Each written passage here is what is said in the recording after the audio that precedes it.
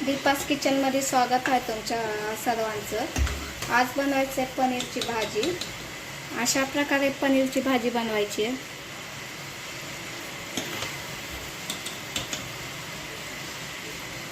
हॉटेलसारखी घरीच आपण बनवूया पनीरची भाजी। तर तेल टाकायचं, कांदा टाकायचा आहे,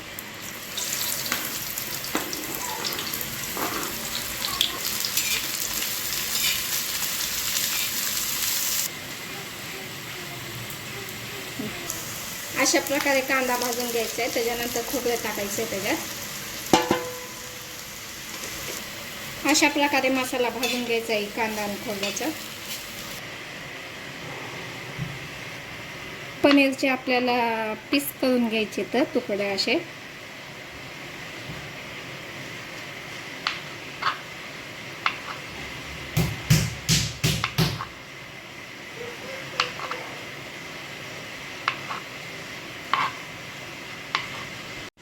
असे पनीरचे पीस करून घ्यायचे सगळ्या पनीरचे। पाणी थोडंसं कोमट झालं की त्याच्यात पनीर टाकायचंय।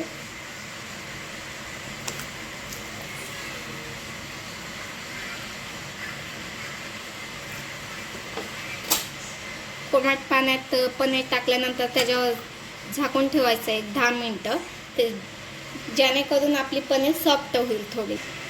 कांदा आणि खोबरं जी भाजून घेतलंय ती मिक्सरमधनं काढून घ्यायचंय। अशा प्रकारे बारीक काढून घ्यायचंय मिक्सरमधनं। त्याच भांड्यामध्ये मिक्सरमध्ये टमाटे घेतले तर 2 बारीक चिरून। आपण जी काजू भिजवून ठेवलं होतं ती काजू टाकायचे तर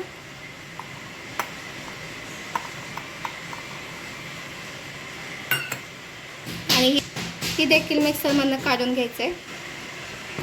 अशा प्रकारे मिक्सरमधनं काढून घ्यायचंय एकदम बारीक। कढाई घ्यायची, कढाईमध्ये तेल टाकायचंय।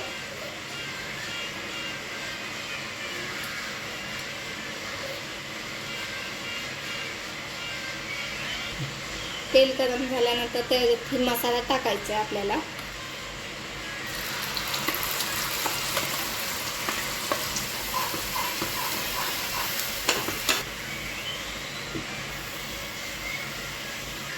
दहा मिनिटं झाल्यानंतर त्याच्या पनीरमधलं सगळं पाणी काढून घ्यायचं आहे आपल्याला। पनीरमधलं पाणी काढून घेतलेलं आहे। अशा प्रकारे आपलं सॉफ्ट झालेलं आहे पनीर।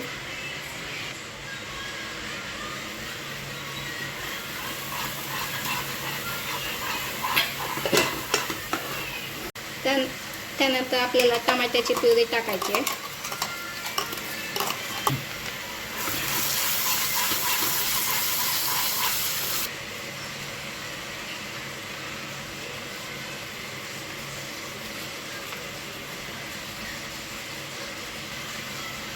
पनीर टिक्का मसाला टाकलेला आहे। त्यानंतर आपल्याला घरगुती लाल काश्मीरी मिरची पावडर टाकायचं आहे, हळद, मीठ चवीनुसार, अद्रक लसणाची पेस्ट मिक्स करून घ्यायचं आपल्याला सगळं।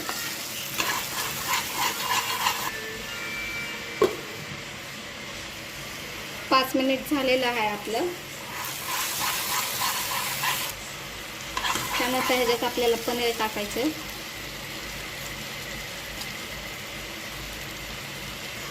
पनीर टाकल्यानंतर मिक्स करून घ्यायचं आपल्याला।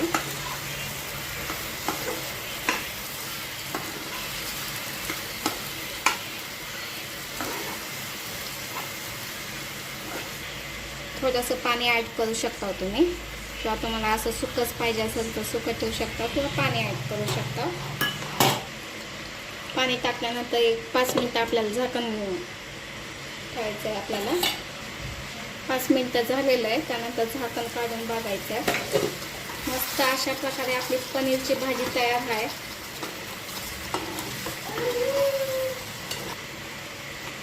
त्यानंतर वरून थोडीशी कोथिंबीर टाकायची आणि मिक्स करून घ्यायचं। अशा प्रकारे आपली पनीरची भाजी तयार झालेली आहे। तुम्हाला आवडत असेल तर नक्की एकदा करून बघा आणि माझ्या चॅनलला लाईक आणि सबस्क्राईब करा. अशा प्रकारे आपली पनीरची भाजी रेडी आहे.